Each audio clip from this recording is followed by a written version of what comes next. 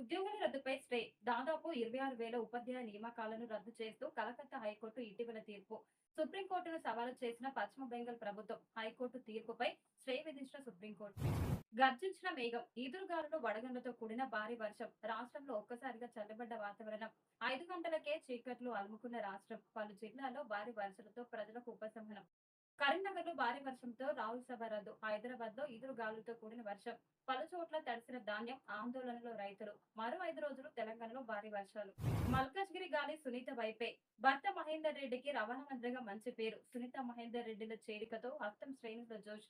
అధికార పార్టీలో చేరడంతో పట్నం సునీత వైపే అంతా మొగ్గు.